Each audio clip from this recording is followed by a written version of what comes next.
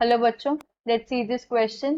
The question says how are associated colloids different from multimolecular and macromolecular colloids? तो इस question में हमें बताना है कि जो एसोसिएटेड कॉलॉइड्स होते हैं वो मल्टीमोलिकुलर और मैक्रोमोलिकुलर कॉलॉइड से कैसे डिफरेंट हैं. तो फर्स्ट की concept of this question is की कॉन्सेप्ट इज कॉलॉइड्स. कॉलॉइड्स क्या होते हैं पहले हम वो देखते हैं. तो कॉलॉइड्स को हम ऐसे बोल सकते हैं कि इसके अंदर क्या होता है कि जो माइक्रोस्कोपिकली डिस्पर्स्ड इंसॉल्युबल पार्टिकल्स होते हैं ना, एक सब्सटेंस के वो डिस्पर्स्ड होते हैं दूसरे सब्सटेंस के अंदर. ये मिक्सचर होते हैं, दो कंपोनेंट होते हैं. एक होता है इनका डिस्पर्स्ड फेज, एक होता है डिस्पर्जन मीडियम. तो एक होता है हमारा डिस्पर्स्ड फेज. तो डिस्पर्स्ड फेज वो होते हैं जो कोलाइडल पार्टिकल्स की मतलब कोलाइडल पार्टिकल्स की तरह एक्ट करते हैं. और डिस्पर्जन मीडियम वो होता है जिसके अंदर ये कोलाइडल पार्टिकल्स क्या होते हैं, डिस्पर्स्ड होते हैं. Dispersion medium. अब हमें क्या है एसोसिएटेड और मल्टीमोलिकुलर मैक्रोमोलिकुलर कॉलॉइड्स के बारे में बताना है. तो अगर हम बात करें on the basis of properties of particles, तो ये जो क्लासिफिकेशन है ये on the basis of properties of colloidal particles और sol particles. On the basis of colloidal particles. Colloidal particles. तो पहला क्या होता है, इसके अंदर माइक्रोमोलिकुलर होती है, सॉरी मल्टी मॉलिकुलर होती है. Multi molecular. Multi molecular colloids. Next होता है इसके अंदर macromolecular. Macro molecular colloids. Macromolecular colloids. And third classification इसके अंदर होती है एसोसिएटेड कोलॉइड्स. Associated colloids. अब इनके बीच का हम अगर डिफरेंस लिखें, सो फर्स्ट पॉइंट है इसके अंदर जो मल्टी मॉलिकुलर कोलॉइड्स होती हैं ये क्या होती है, लार्ज नंबर ऑफ एटम्स और मॉलिक्यूल्स की एग्रीगेशन से बनती है. मतलब लार्ज नंबर ऑफ जो मॉलिक्यूल्स हैं, एटम्स हैं, ये इकट्ठे होके एक एग्रीगेट बना लेते हैं और ये मल्टी मॉलिकुलर कोलॉइड्स बोलते हैं फिर हम इसे. So formed by aggregation. Aggregation of large number of large number of atoms or molecules. atoms और molecules. एंड मैक्रोमोलिकुलर कोलॉइड्स क्या होता है, अगर इसमें हम लिखें ये जो बनती हैं ये मॉलिक्यूल्स ही लार्ज साइज के होते हैं. These are molecules of large size. Molecules of large size. और अगर हम एसोसिएटेड कोलॉइड्स की बात करें, ये क्या ह्यूज नंबर ऑफ आयंस के एग्रीगेशन से बनते हैं. Formed by formed by the aggregation of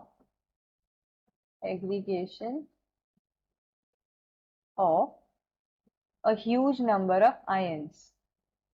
Huge number of ions.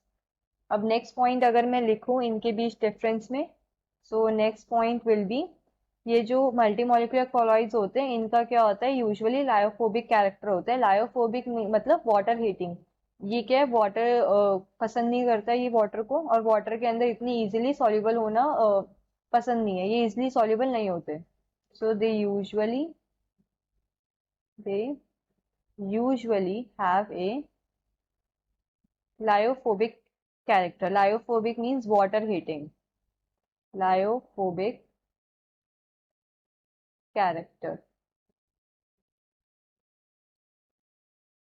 And अगर मैं मैक्रोमोलिकुलर कॉलॉइड्स की बात करूं इनका क्या होता है, लायोफिलिक कैरेक्टर होता है. मतलब ये वाटर लविंग होते हैं. So they usually have they usually have lyophilic character. Lyophilic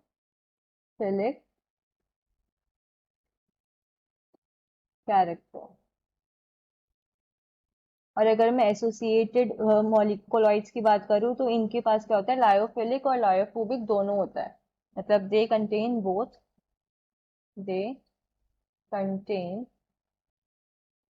both lyophilic as well as lyophobic characters. Lyophilic and lyophobic phobic character मतलब ग्रुप्स होते हैं, कैरेक्टर्स होते हैं, लायोफोबिक ग्रुप्स। अब मैं नेक्स्ट पॉइंट अगर इनके बीच लिखूं डिफरेंशिएशन में, यहाँ पर क्या था, फर्स्ट हमारा मल्टी मॉलिक्यूलर था, multi molecular, then macromolecular molecular and then associated.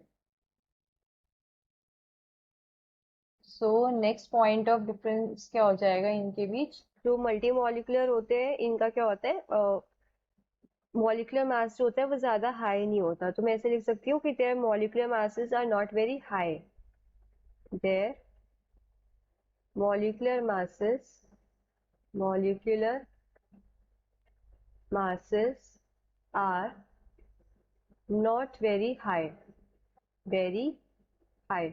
लेकिन जो ये मैक्रोमोलिकुलर होते हैं इनके क्या हाई मॉलिक्यूलर मासेस होते हैं। So they have high molecular masses, have high molecular masses, molecular masses. And जो ये एसोसिएटेड कोलॉइड्स होते हैं इनके भी जो मॉलिक्यूलर मासेस होते हैं जनरली हाई होते हैं। So their molecular masses, their molecular masses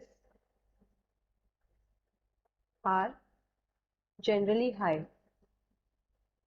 generally high।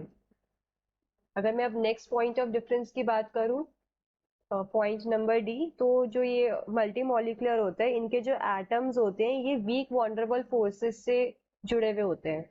तो देयर एटम्स और मॉलिक्यूल्स, देयर एटम्स और molecules are held by, are held by weak van der Waals forces.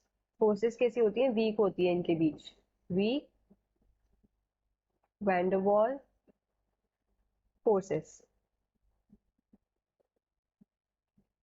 Forces.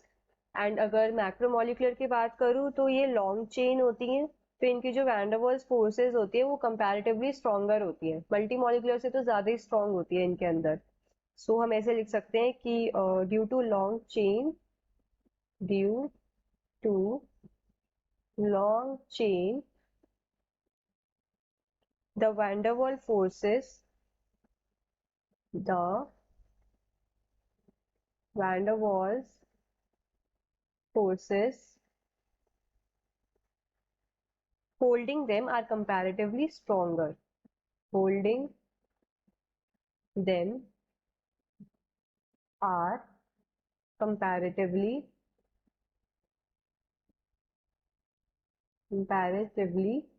stronger, strong होती है। और अगर मैं अब एसोसिएटेड कोलॉइड्स की बात करूं तो एसोसिएटेड कोलॉइड्स के अंदर भी जितनी ज्यादा कंसेंट्रेशन हाई होगी उतनी ज्यादा क्या है, वैन डर वाल्स फोर्स भी ग्रेटर होंगी, स्ट्रॉन्ग होंगी। तो ऐसे हम लिख सकते हैं कि higher the concentration, higher the concentration, concentration, greater will be the van der Waals forces, greater will be the van der Waals forces, van der Waals forces। अगर मैं अब एग्जाम्पल्स लिखूं तो examples of multi molecular, example multi molecular का example क्या हो जाएगा, जो गोल्ड और सल्फर के सोल्स होते हैं, sols of gold and sulphur. Macromolecular के एग्जांपल्स में क्या आएगा, पॉलीमर्स जैसे कि रबर, नायलॉन, ये सब मैक्रोमोलिकुलर होता है, नायलॉन, रबर,